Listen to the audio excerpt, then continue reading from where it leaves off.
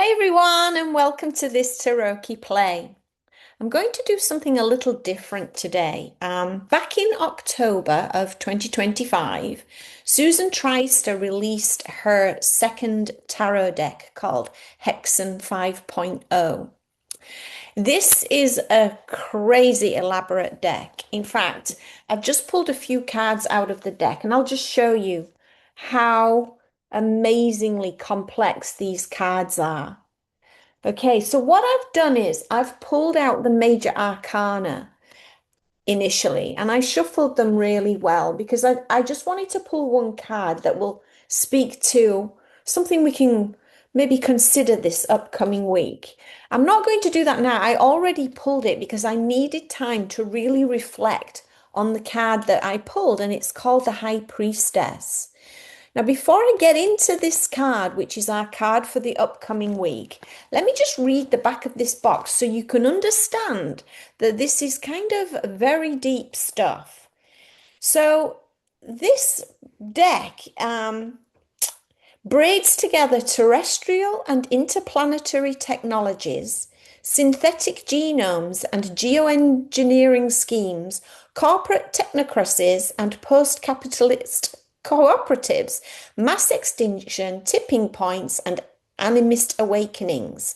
So what she's done with this deck is basically bring all of the current issues that we're all dealing with on this planet together.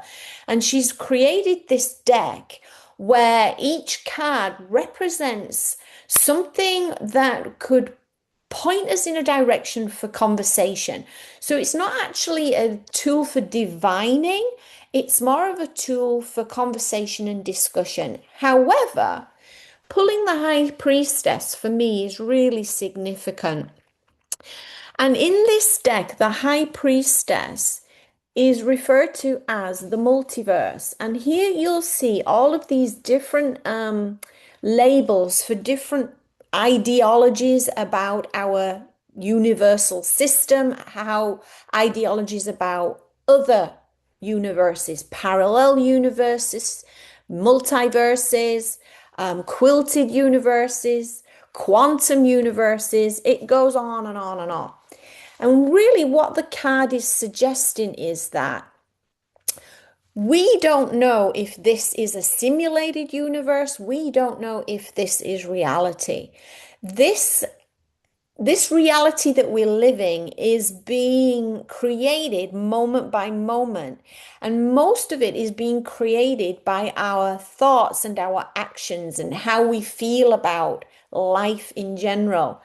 Now, the picture on the card, it kind of expresses that. If you look here, we have historically hypothesized universes, as if in religion, as in philosophy, and as in astronomy. So there's all these ideas of showing that there's all these different ways to think about our reality in terms of this universe, either it be from a literature, comics, or even films. We sometimes see films that show alternative universes and lives.